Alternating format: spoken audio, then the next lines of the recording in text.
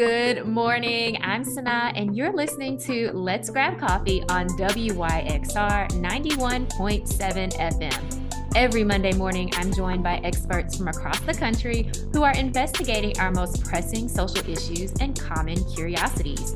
Over the next hour, you'll learn about their inspirations, motivations, and of course, what they know about the world around us. So grab that cup of coffee and get ready for a fun and insightful conversation. In June of 2022, Connecticut became the first state to pass a state-funded mandate to teach Asian American and Pacific Islander history in public schools at all levels. While Illinois and New Jersey were the first states to require Asian American studies, they did not include any state-funded mandates.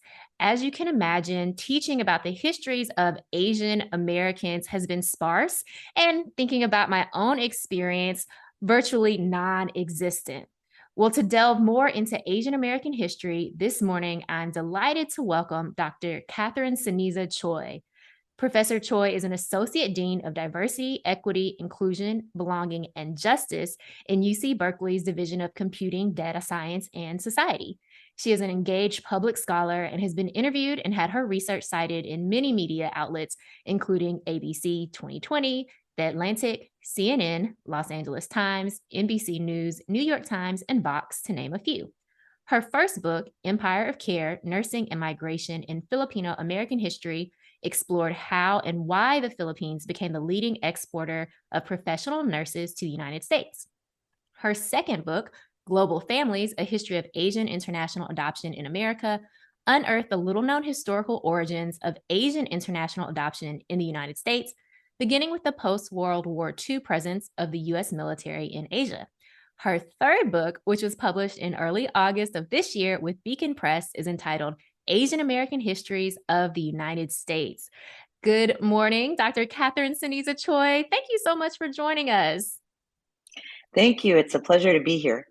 Yes, I am so excited that we are going to chat about your book. Again, Asian American Histories of the United States. I was so excited when I saw, I think on Twitter, probably, because that's like where I get all of my academic news on Twitter.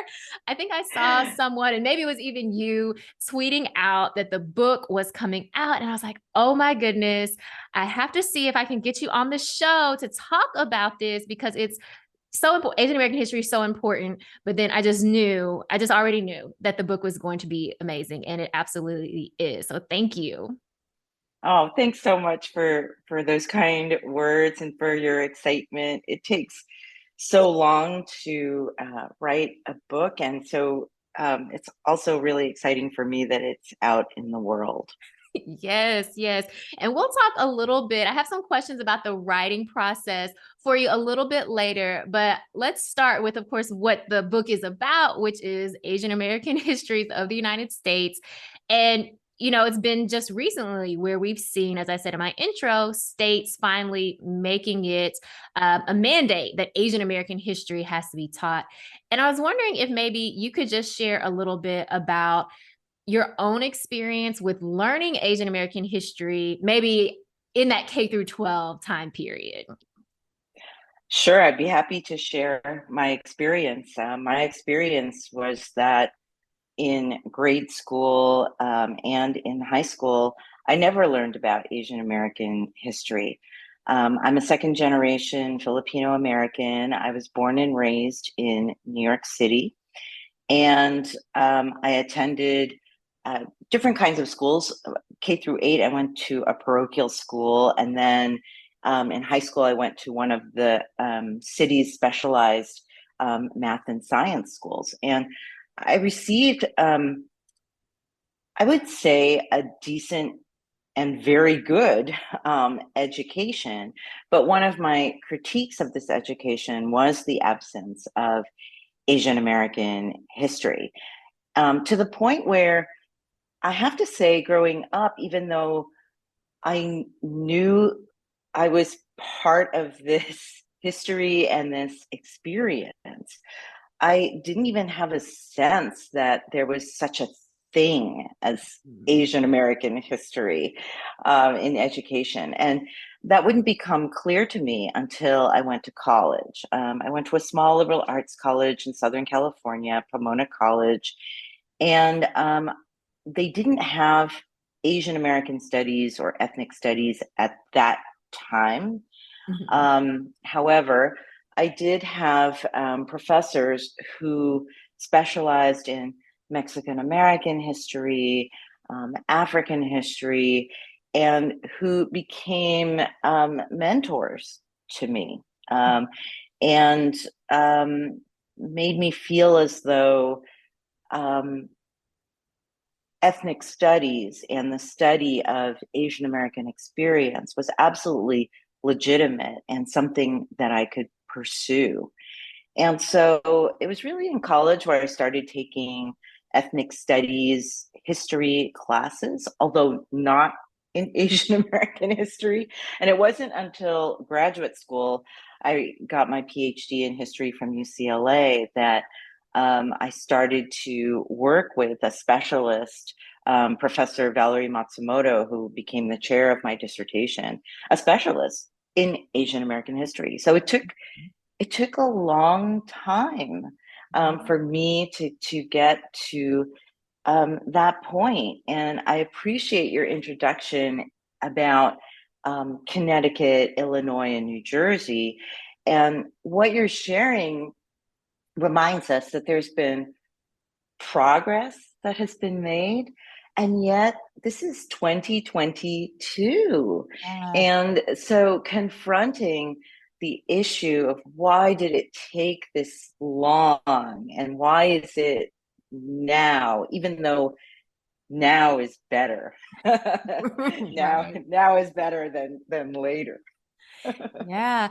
I mean, just listening to kind of your story of how you came to even, learn about Asian American history, for a lot of folks, they won't go on to a PhD program, right? And so that would be, they would never, potentially never learn about Asian American history. And even now, thinking about here we are in 2022, and we see, not even a full handful of states passing these type of mandates. Why has it taken so long? And why now? But I think in thinking about your approach to your book, it's very much connected to how you tell some of these stories, right? Why now in 2022, if we think about COVID-19 and the increase in anti-Asian violence and racism, we could think about maybe that being part of this impetus for states to pass this legislation. But then also thinking about making that connection to history and the UC Berkeley student strike, right? And thinking about that in the 1960s and the start of ethnic studies. So I see that even kind of interspersed throughout, your own story and of course where we are, presently as well. Yes, you're bringing up such important um, moments in both our present day, but also our recent history. When you're bringing up the pandemic, the COVID-19 pandemic, and then juxtaposing it with this the origin of ethnic studies out of student strikes and social movements in the late 1960s. And I really appreciate you doing that. And in my approach in the book, one of the things that's distinctive in my approach to Asian American histories is that the first substantive chapter begins in the more present moment. Mhm. And chapter one features the year 2020. Um, and I did this because, again, referring to some of the points that you've already brought up, part of the reason why we are seeing this move by particular states in the United States right now comes from the present moment and how Asian Americans have dealt with twin existential crises since 2020, a deadly pandemic, and then a surge in anti-Asian hate and violence. Mhm. And so there's a certain kind of urgency, a literal life and death situation that we've been confronting. And I think embedded in this move to ensure that Asian American history is taught in our schools is an implicit acknowledgement that had we had the resource of Asian American history more well known in our schools and among our residents and citizens, that this would oppose this anti-Asian hate and violence, because the hate and violence comes from being dehumanized and being seen as objects of scapegoating, medical scapegoating of COVID-19, and this sense that if you're less than human, then the violence is legitimate or justified. And history helps us bring humanity to not only individuals, but populations. And we can only wonder what would have happened had we had Asian American history taught regularly with humanity and dignity for decades, that perhaps we wouldn't have experienced this surge in hate and violence at the level of intensity that so many Asian Americans have been experiencing. Mm-hmm. Absolutely. And you talk about in the book how Asian American history is, in many ways, a history of erasure, that we don't know the history. So therefore, who are we, or how do people see us, if they see us at all? Through these very limited representations. And I love that you start the book in the present. One, because there's so much happening, right? And so I think for readers, they can really latch on to it, right? They can understand it in the present moment, right? This makes sense. This is, resonating with what I see happening around me. But I also think it makes, history seem like it's not so far in the distant past, which is what your book really shows us, that what's happening now has a connection to these histories that maybe we are learning for the first time, but now we can think about our present in a different way. And I wanted to start in chapter 1 a little bit more, because you talk about Filipino American nurses. And I know this is, of course, one of your areas of expertise, but I thought it was really relevant in thinking about a couple of things. One, because I realized in the chapter you talk about how we have all these medical dramas, but we don't see Filipino American nurses, or we don't see any Filipino nurses depicted in these medical dramas. And I was like, oh, wow. And I had to think about my favorite, Grey's Anatomy. And I was like, yeah, you're right. But I think that's, again, thinking about that dehumanization. So I'm wondering if you could talk a little bit about the history of migration for Filipino nurses and their contributions really to our healthcare system. Sure, I'd be happy to. Filipino nurses have been participating in mass migrations to the United States since the 1960s. And so this is a migration that is 6 decades long. There have been over 150,000 Filipino immigrant nurses since the 1960s. They have predominantly worked in public inner city hospitals, as well as rural areas and in institutions that have been difficult for US healthcare to recruit nurses and caregivers in. So they make this incredible contribution to the health of our US nation, because so many of them are serving our most vulnerable and underserved populations, and typically at the bedside, both in terms of acute or short term as well as long term healthcare. And as a result of their predominance of serving patients at the bedside, they have been exposed Mhm. to many diseases. And one of the tragedies of the COVID-19 pandemic in the United States is that Filipino nurses here have suffered a disproportionate toll in terms of the number of their deaths Mhm. as a result of COVID-19. And so beginning in about late March, April of 2020, the media started reporting that there were Filipino nurses, a number of whom had worked in the United States for decades, some of whom were just years from retirement, but who continued to serve on the front lines of this pandemic and sadly passed away. Mhm. And they comprise of about 4% of the nursing workforce in the United States. But in 2020 and 2021, the percentage of their deaths in the nursing workforce was between 25 to almost 30%. So it Wow. was a significant disproportionate toll and an incredible sacrifice. But this history, as I point out in my new book, Asian American Histories of the United States, but also my first book, Empire of Care, is actually over a century long history.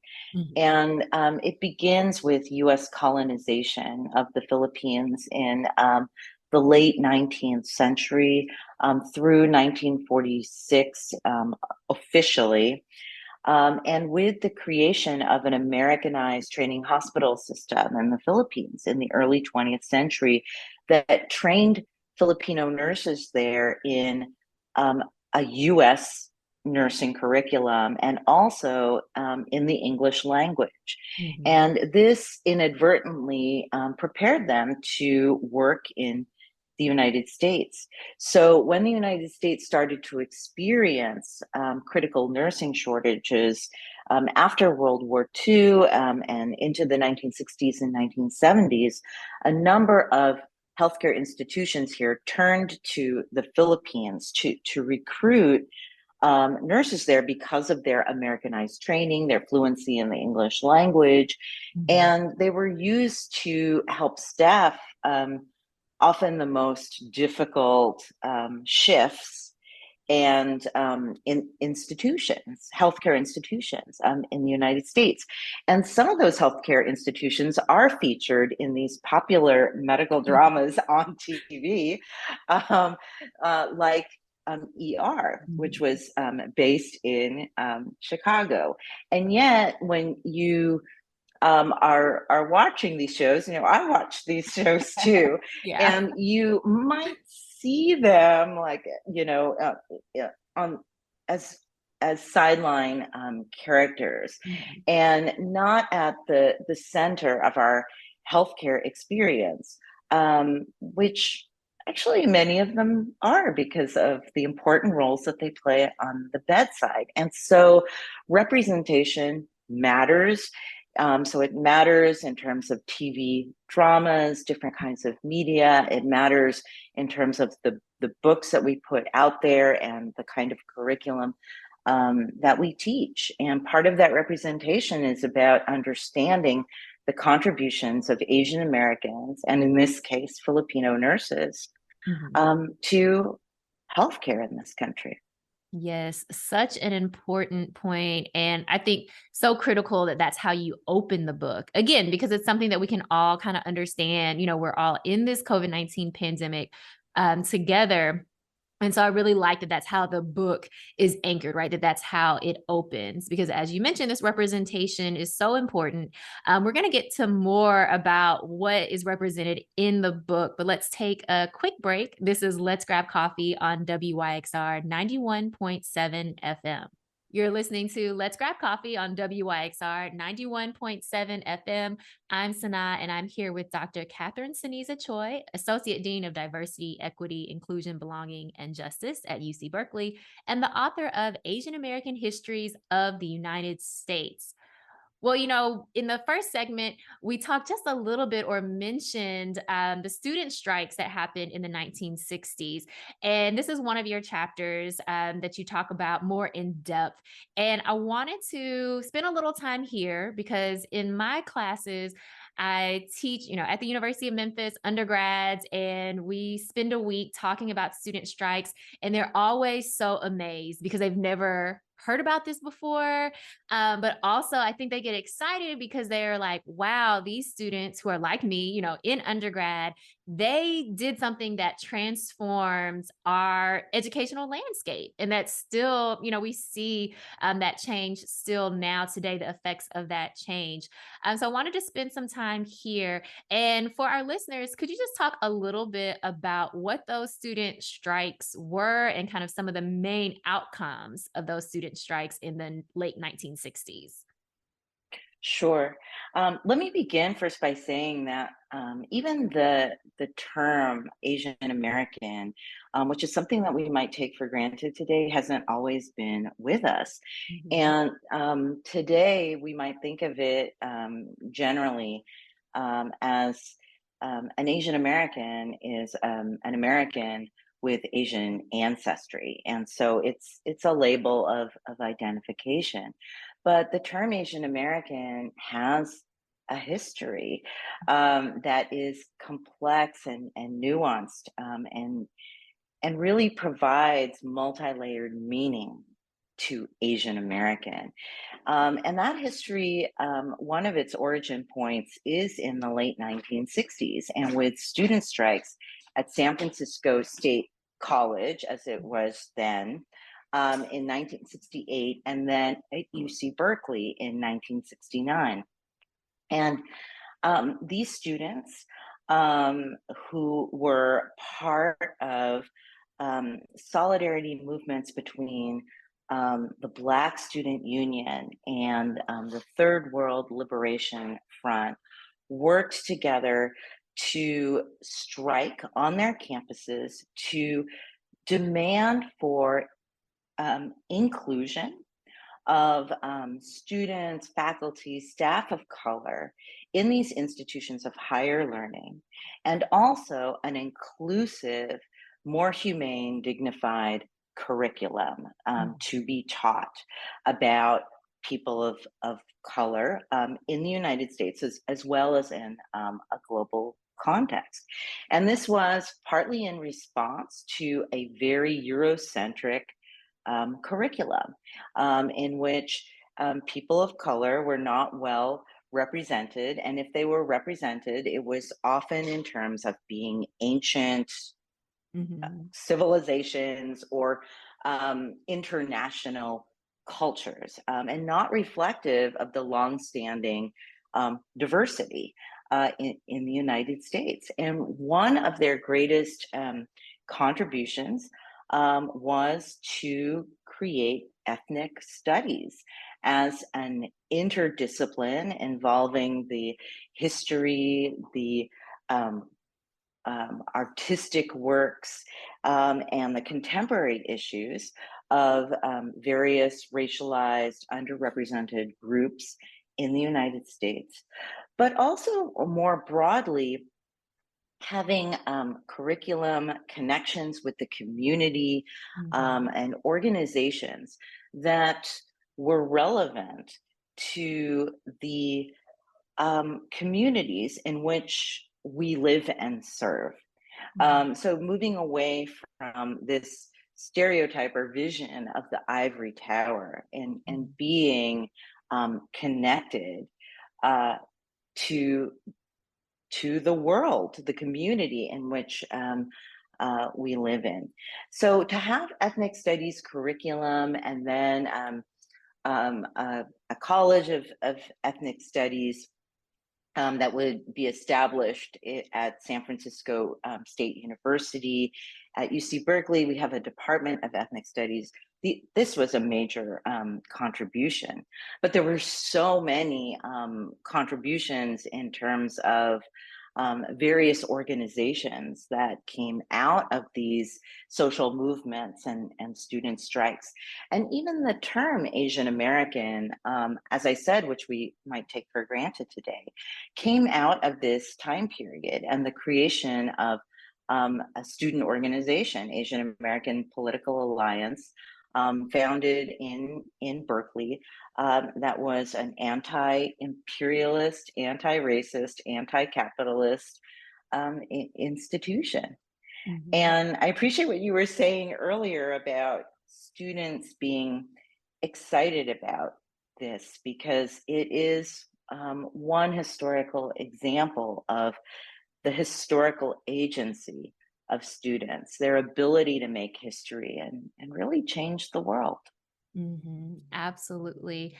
I mean, I think for my students too, and thinking, I try to make the connections for them, not only in these student strikes, the longest student strike in US history so far, in the late 1960s, 1968, 1969, but also if we think more contemporarily as well, and thinking about 2014, 2015, where we saw student strikes, particularly as a result or in conjunction with the Black Lives Matter movement, and again fighting for some very similar things as well, thinking about the curriculum, thinking about racial justice, thinking about hiring practices and student acceptance rates and things like that as well. So again, these connections and the power of students, we really see throughout history, and it gets people excited to know that they can be a part of history, right? That what they do really matters. So just thinking about that representation again and how powerful it is. The other piece that I really liked about this chapter is that you talk about the history of the term Asian American, which, as you mentioned here now, we take for granted because it's kind of like, another checkbox you see on forms, and you're like Asian American. And even for Asian Americans, oftentimes we don't know the history and we don't know the meaning behind the term, and that it really was this self-defined, political action. um, and so I really appreciate that you included that in this chapter. And then the other piece, as you mentioned just now, but I want to draw out a little bit more, is that the Asian American Political Alliance was part of a coalition of student groups, Black Student Union, Third World Liberation Front.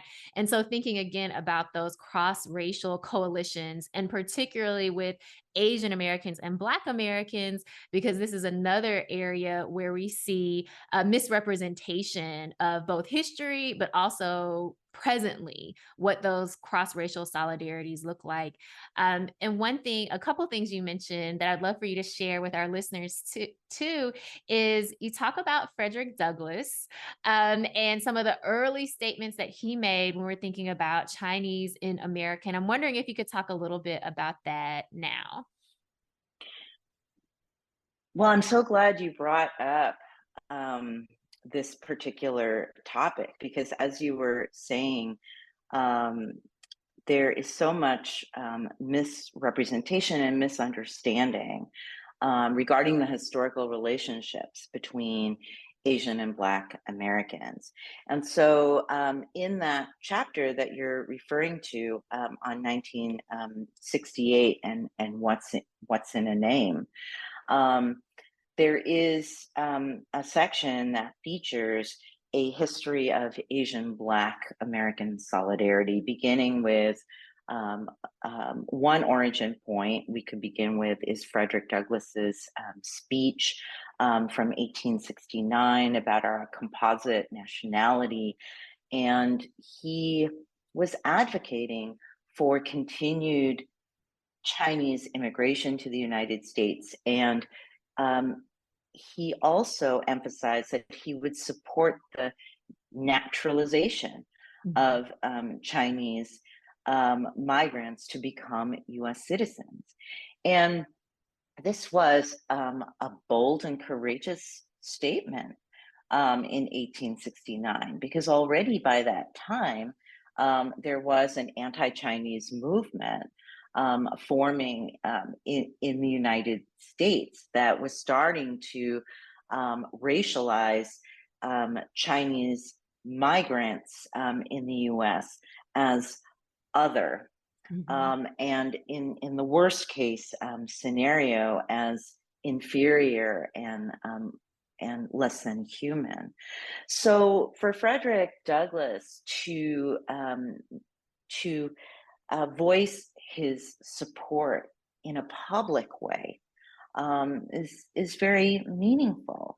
And I think that this is, in the chapter, I talk about how this is just one example of a longer history of solidarity between Asian Americans and Black Americans, groups who are often racialized in ways that are pit themselves against one another. And there are various examples I bring, including how African American soldiers were part of US colonial forces to colonize the Philippines in the late 19th, early 20th century, and how some of those African American soldiers recognized similarities and developed a solidarity with Filipinos in the Philippines who were fighting for their own independence, first against Spain and then the United States. And some of them left US military forces and sided with Filipino nationalists. And how this continues into the first half of the 20th century with friendship between African American families and their Japanese American neighbors on the US West Coast during World War II, how some of their Black friends and neighbors visited them in their quote unquote relocation centers where they were forcibly removed before being forcibly incarcerated in internment camps in various places in the United States without due process. And it continues to the second half of the 20th century with marriages, family formation, and activism between Grace Lee Boggs and her husband, James Boggs, their creation of Freedom Summer in Detroit, which was an intergenerational program that focused on youth leadership and creating gardens in Detroit and other kinds of public programs like creating murals to beautify local spaces and create dialogue across racial groups and generations. And you also brought up the issue of Asian American solidarity. There have been specific concrete examples of that with the Black Lives Matter movement. And one of the examples I bring up in the book is Letters for Black Lives, which was started by Asian Canadians as well as Asian Americans. And we often think of like maybe solidarity and social movements in terms of public protests. But there are many different ways to express solidarity, and in Letters for Black Lives, one of the powerful ways they do that is by creating letters that are shared publicly, but letters that are addressed to their Asian Canadian, Asian American elders and families to bring awareness of why Black lives matter to all of us, and also specifically to Asian Canadians and Asian Americans. So this is a longer history, but we're often not taught this. Instead, we are often confronted with stereotypes like the model minority that purportedly uplift Asian Americans as model minorities in contrast to Black Americans who are less than model. And then being pitted together even in the present moment with the circulation of images and videos of Black on Asian American violence in this current surge of anti-Asian hate and violence. And when you see that perpetual circulation of those kinds of images, it perpetuates this idea that this problem of anti-Asian hate and violence is a Black on Asian American problem.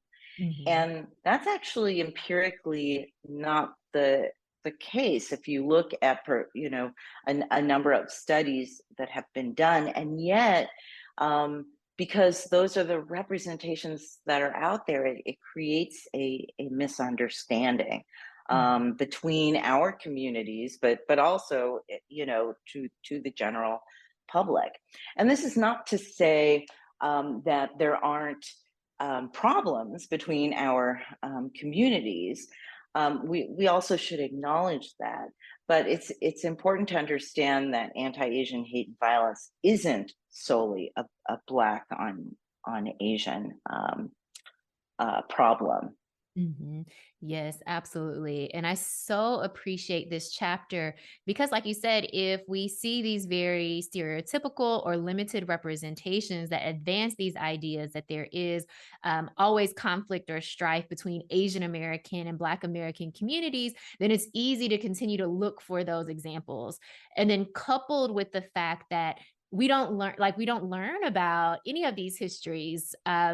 I would venture to say we don't learn at all about Asian American and Black American solidarity throughout history, and we learn extremely little about Asian American history. So therefore, we have nothing challenging these stereotypical or and dehumanizing representations that we see circulated in the media. Yes, you had mentioned earlier that one of the themes that I feature in the book is erasure. Mhm. And that theme of erasure is very much connected to the erasure of our Asian American histories in our schools, but in our our broader communities. And I'd like to think that history, as I've said earlier, can be a resource Mhm. for us to deal with the conflicts and the violence that we are confronting today. What if we had known about these histories of solidarity Mhm. between our communities? How would that help us rethink not solely our past and present, but also our future? Mhm. And might it inspire us to build upon these examples of solidarity and inspire us to continue to work together?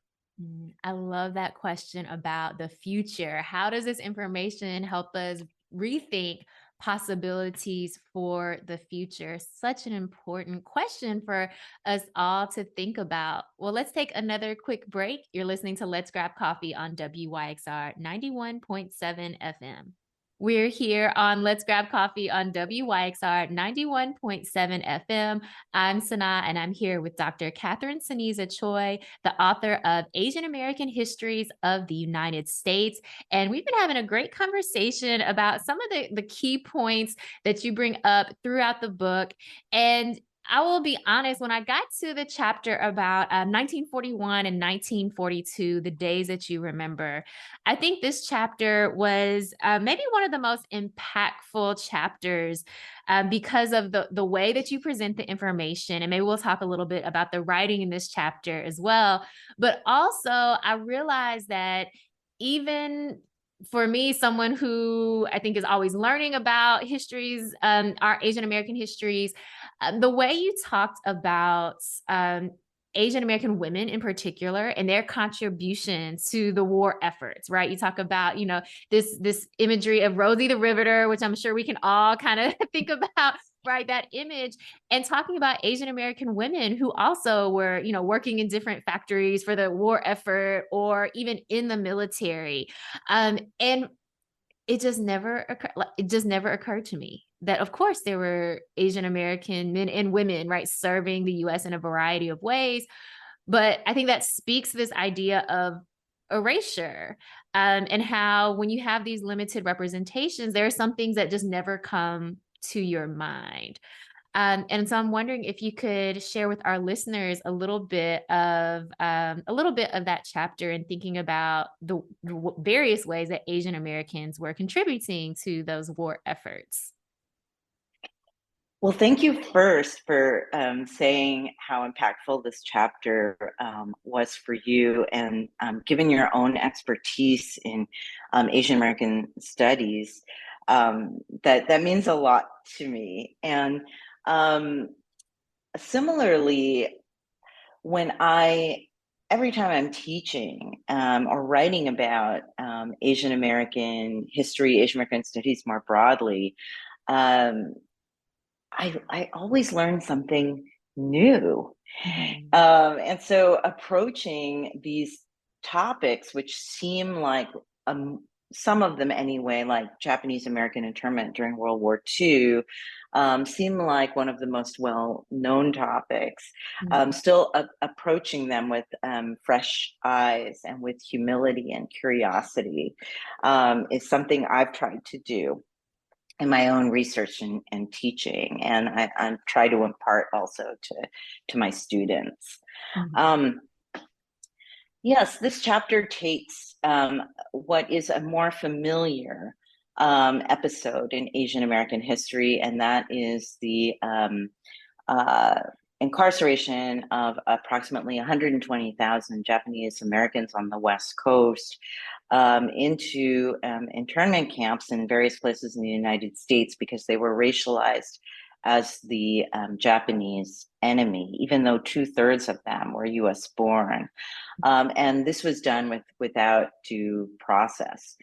And it's one of the more well-known episodes in our histories because it is one of the few that will appear in K through 12 curriculum.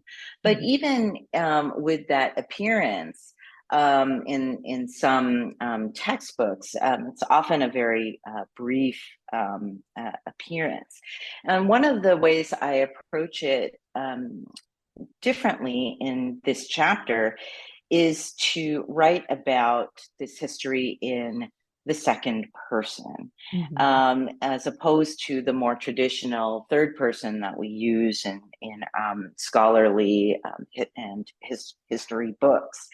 And so I'm trying to have the reader imagine themselves in this moment in various ways. The shock of learning that suddenly, if you're on the West Coast, that you are required to be at a particular place, and you're not quite sure what's happening to your relatives. I mean, some of them are being rounded up and taken away.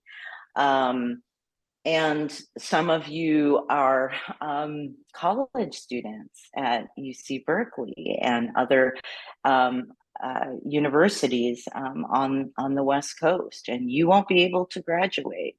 You will be also forcibly relocated into a center, which was often a converted horse racetrack, such as in Tanforan in Northern California.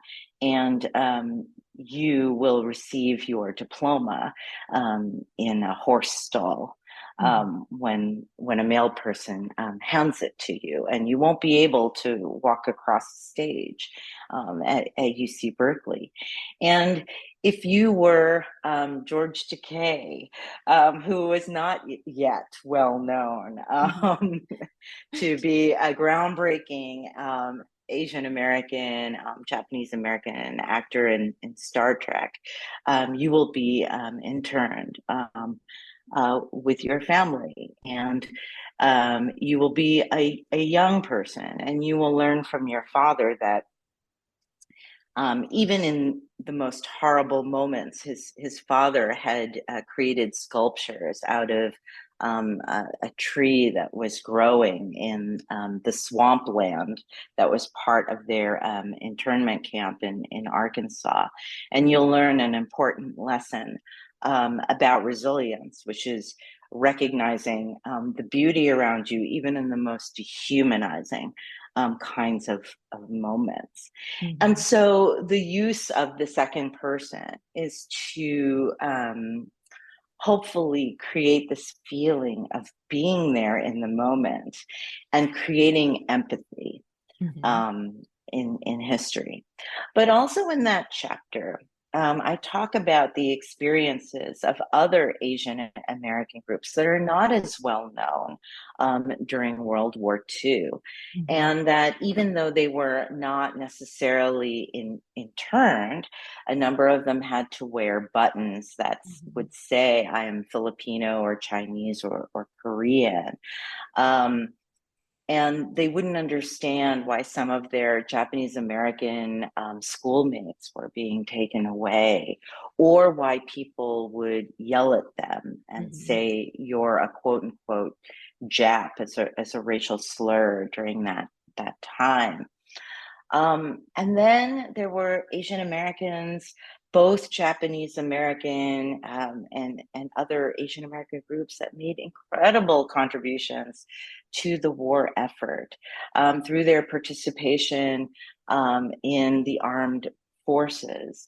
And that included women, as you were bringing up, people like Maggie G and Susan Ahn, Chinese American, Korean American women who were breaking ground in terms of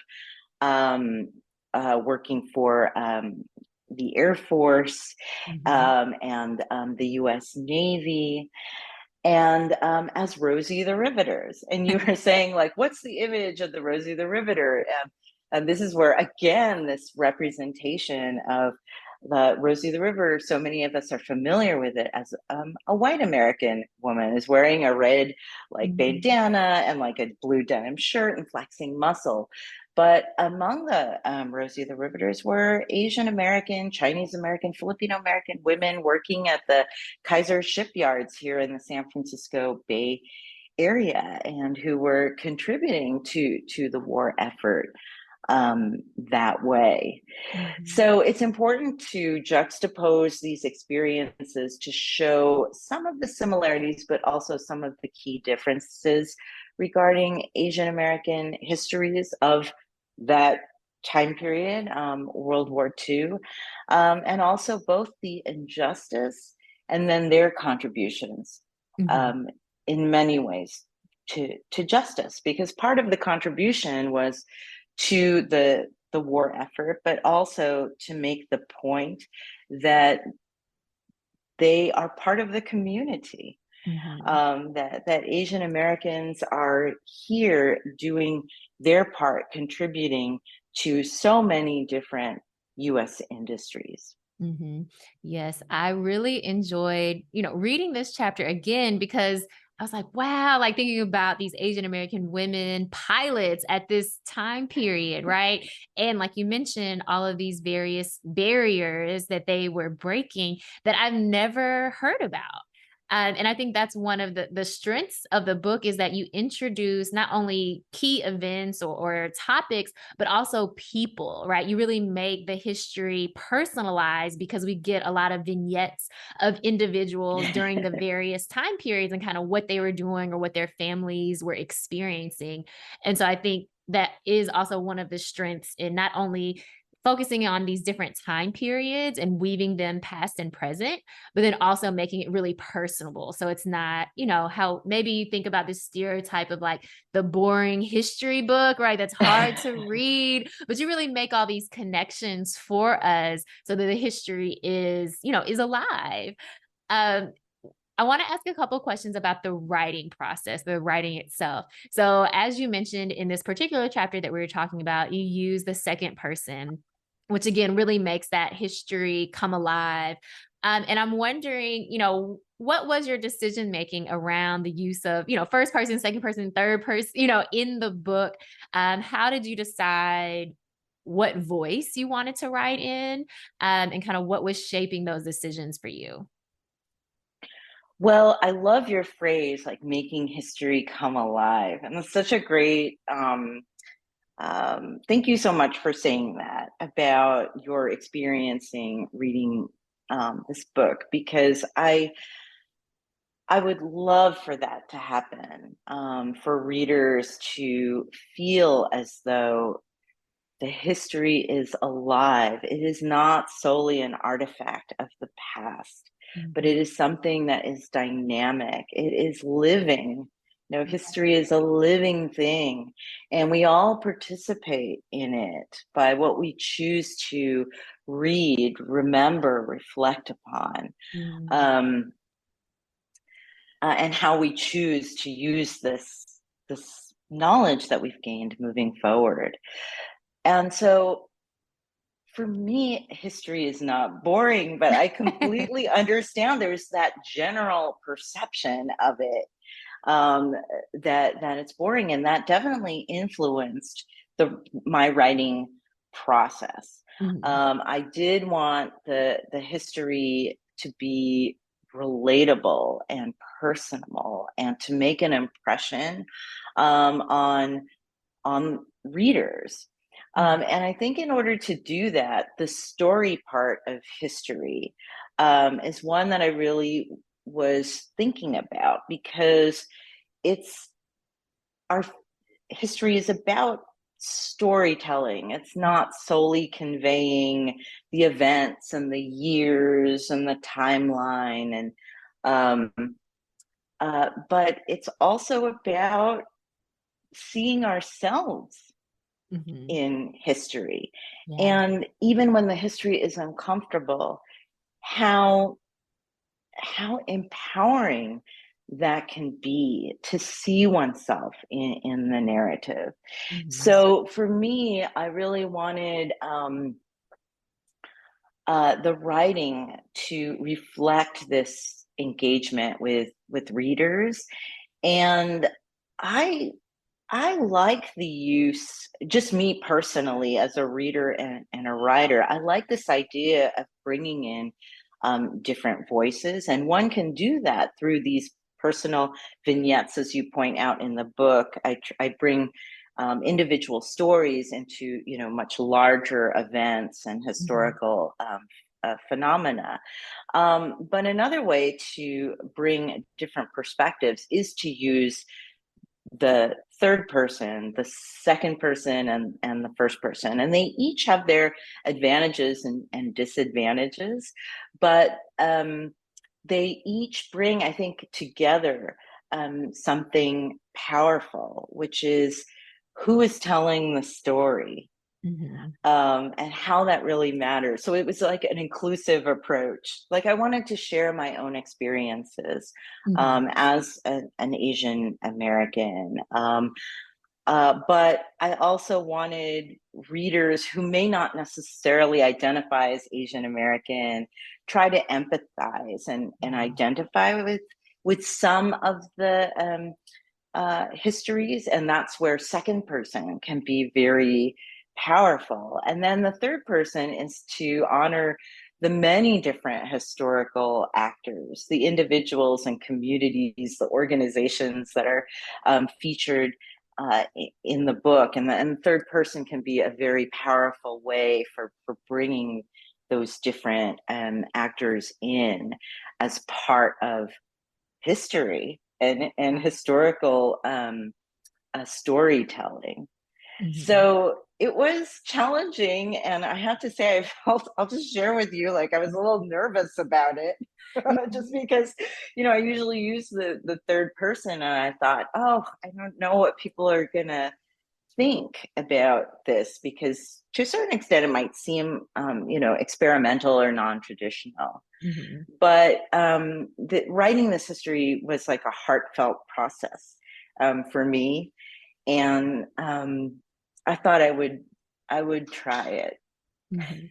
Well, I'm writing that so way. glad that you did, try it and that you didn't let any kind of nervousness or doubts about it stop you, because it really adds something to the book. And I think it makes it, not just more personable, but really more accessible, because like you mentioned, you know, we are storytellers as people. That's how we connect with one another, and that's how we learn.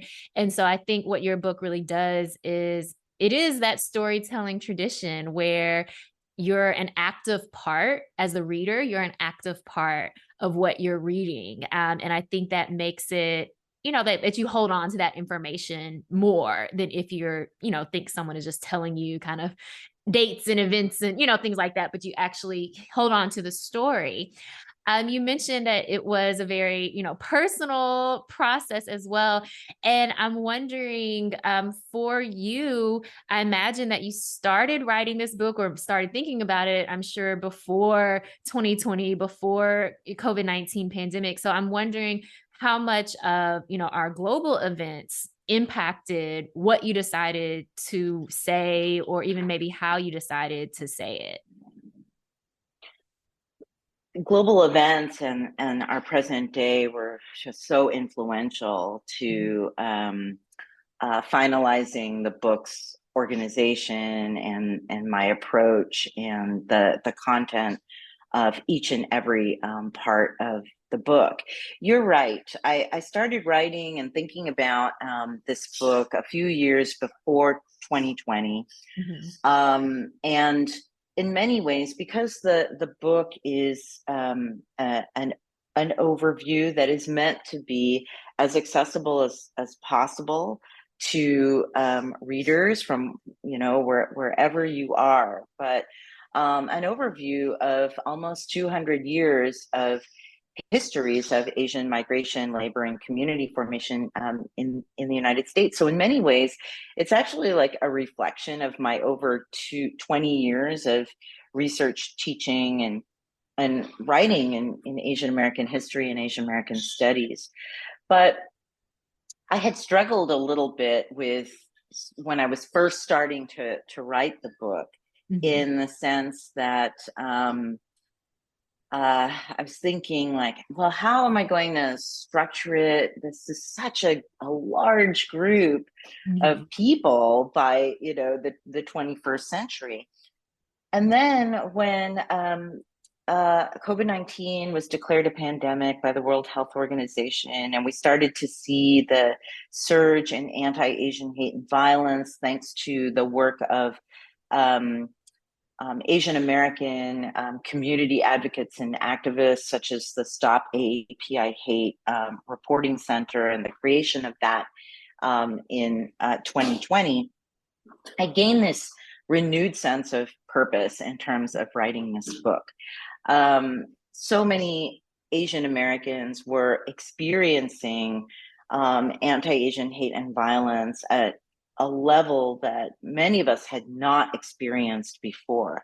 As a historian, I had known that this hate and violence was not necessarily new, but so many people in our communities had just never experienced that intense level of harassment, of being shunned in, you know, the post office or in a grocery, or being looked at or even at times spit upon, you know, with fear, being told, you know, go back to your country and take this virus back with you.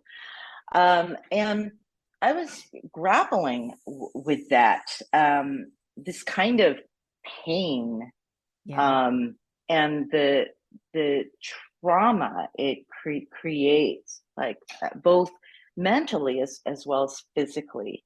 And as difficult as it was, I wanted to document what was happening, the intensity of what was happening since 2020. So that gave me a renewed sense of purpose in terms of how important violence is as a theme in Asian American histories.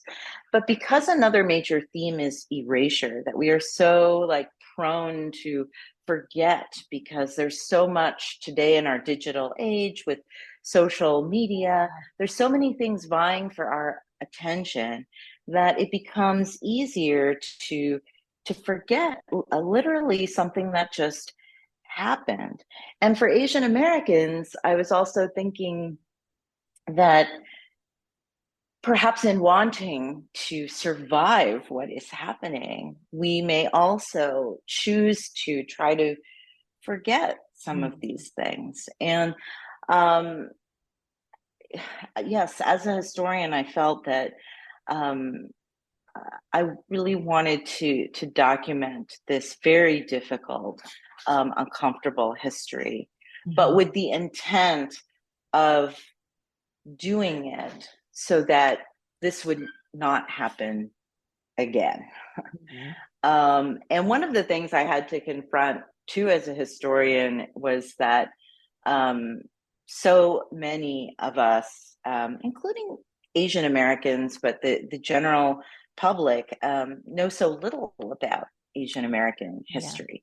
And this goes back to something you were saying earlier, that it's just in this year, the past year, that there have been these urgent efforts to get Asian American history and Asian American studies in our schools, K through 12, and even at the university and college level.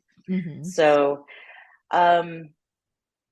so all of these things were very influential in terms of why I wrote the book and in the way I did it, by using a non-linear approach, by beginning in 2020 and going backwards in time with the chapter. Part of that is to make the point that Asian American history has been relevant for over a century, nearly 2 centuries, for so many decades. Why don't we know this about 1968 and the student strikes and social movements to create ethnic studies? Why don't we know about these histories of Black and Asian American solidarity? Why don't we know about the contributions of so many different Asian American groups during World War II? And I think going back in time is what I hope will be a novel way to help us remember and reflect not solely these events, but also how so many of us have not known about these histories. Yes. Well, now we can all know, because you've written this amazing book, Asian American Histories of the United States. Thank you so much, Dr. Catherine Ceniza Choy, for being with us this morning. Well, thanks so much, SunAh, for having me. I really enjoyed being here and talking with you. Thank you again to Dr. Catherine Ceniza Choy. She is the author of Asian American Histories of the United States. I truly enjoyed reading this book. It is written in such a personable and accessible way that even if you're like, wait a minute, I'm not a big fan of history or of reading, I think you will really enjoy this book. Well, for today's positive note, I just want to remind you of something that Kathy said, which is that history is living and we all participate in it. And so I think this is also a challenge for all of us to say, hey, how are we participating in history and how do we want to participate in history? Well, I think that this book, Asian American Histories of the United States, is definitely a good start. This has been Let's Grab Coffee on WYXR 91.7 FM. I'm here every Monday morning. And if you missed any part of this show or just want to listen again, be sure to subscribe to the show in podcast format, available on all streaming platforms. I can't wait to be back with you again next Monday morning.